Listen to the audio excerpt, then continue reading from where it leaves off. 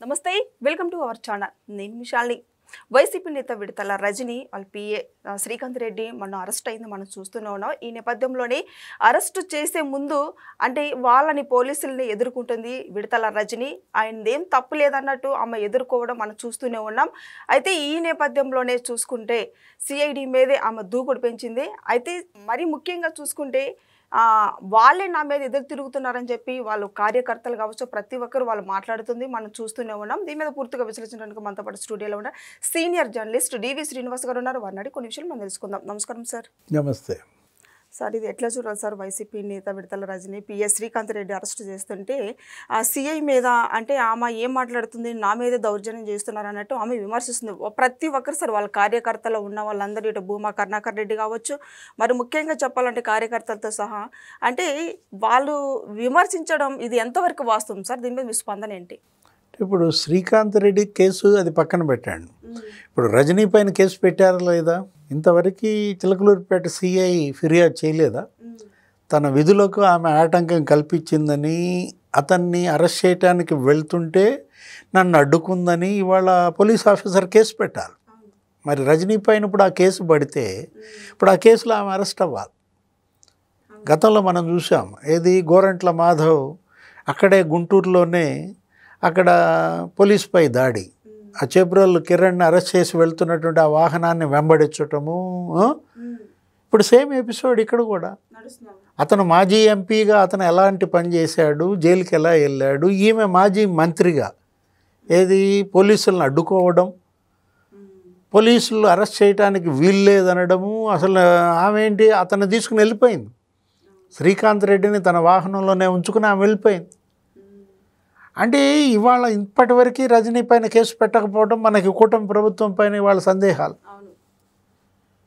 ఇప్పుడు శ్రీకాంత్ రెడ్డి అనేవాడు అతను ఎవరో ఒక కేసు పెట్టారు ఎవరో మున్నంగి రత్నారెడ్డి అనేవాడు కేసు పెట్టాడు ఏంటి కోడిగుడ్ల ఏజెన్సీ కాంట్రాక్ట్ ఇప్పిస్తానన్నాడు నా దగ్గర 28 లక్షలు తీసుకున్నాడు అని చెప్పి అతను మోసం ఇవాళ చీటింగ్ అటుపైన కేసు పెట్టాడు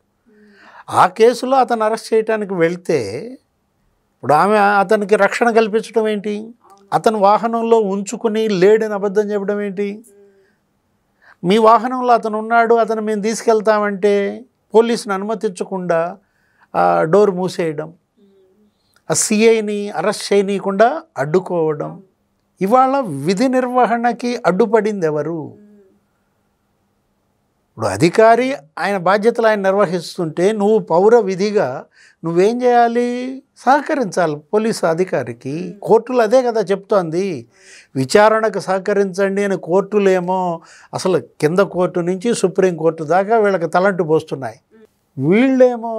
ఈ విధంగా అధికారులను అడ్డుకోవటం అధికారులపైనే దాడులకు పాల్పడటం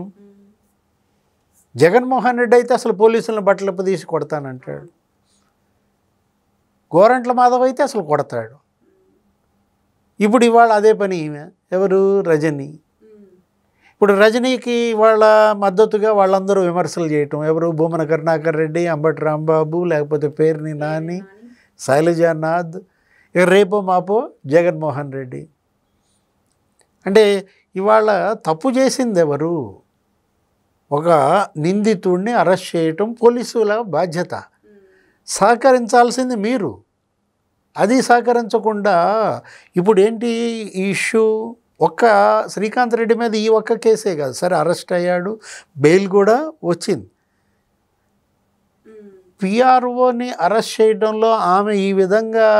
అడ్డం తిరగటం ఇది చేసిందంటే ఏంటి ఆమెకి అతనికి ఉన్న లావాదేవీ అంటే ఈమె అవినీతి కుంభకోణాల గుట్టంతా అతని దగ్గర ఉందా అందుకని అరెస్ట్ చేయకుండా అడ్డుపడుతుందా ఇప్పుడు ప్రజల్లో కూడా అంతా అదే ఉంది సార్ ఏంటంటే మొన్న గోపి వాళ్ళ మరిది అరెస్ట్ అయితే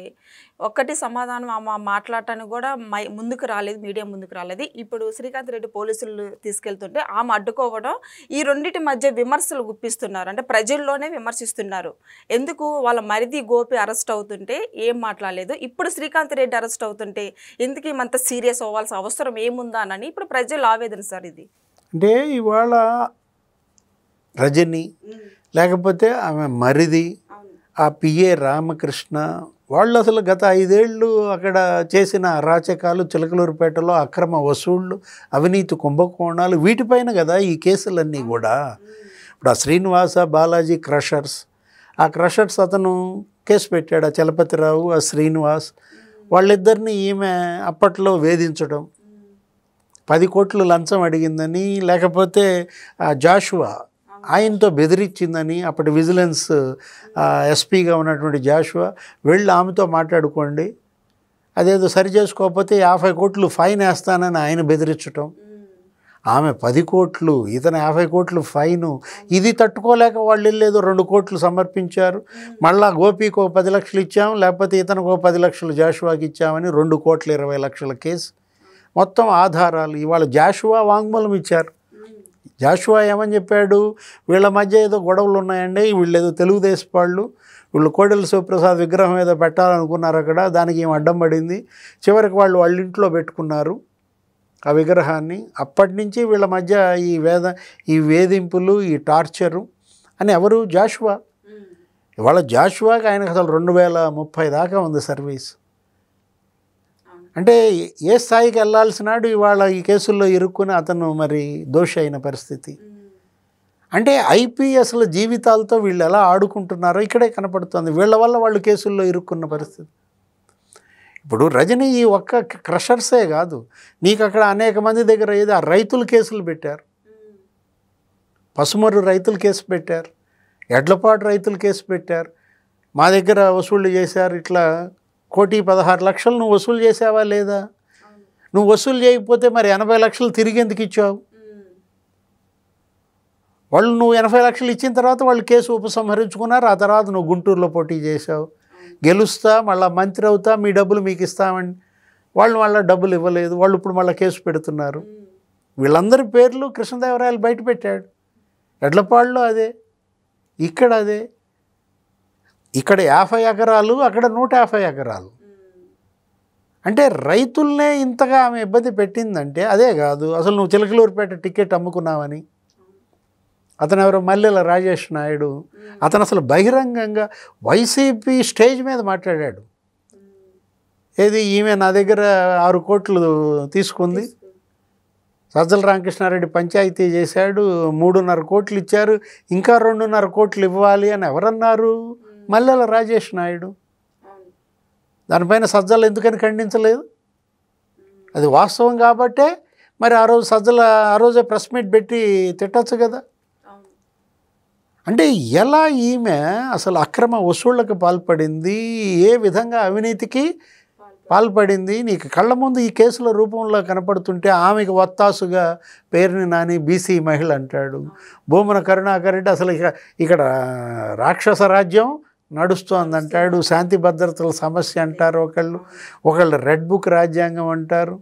ఇప్పుడు బాధితులకు న్యాయం చేయడం రెడ్ బుక్ రాజ్యాంగం అంటే, వీళ్ళంతా రజనీ బాధితులు, వాళ్ళందరూ వచ్చి కేసులు పెడుతున్నారు, కేసులు కడుతున్నారు. ఇందులో రెడ్ బుక్ ఏం సంబంధం? శ్రీకాంత్ రెడ్డి ఫోన్ డేటా తీస్తే మొత్తం సార్ 1,000 కోట్ల స్కామ్, గుడ్ల మీద 1,000 కోట్ల స్కామ్ జరిగిందని కూడా మనకి వార్తలు అయితే స్పష్టంగా వచ్చాయి సార్. ఇప్పుడు దీనిపైన ఇవాళ ఉన్నత స్థాయి విచారణ జరపాలి.